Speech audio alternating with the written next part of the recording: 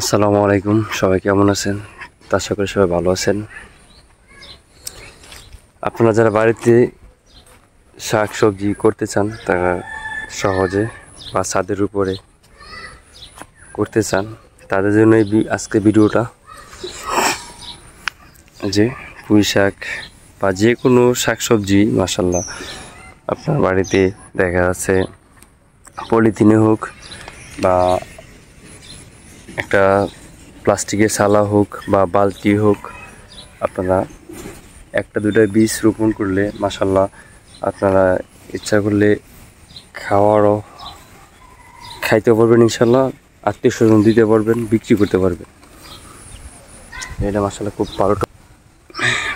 খুব ভালো একটা পদ্ধতি।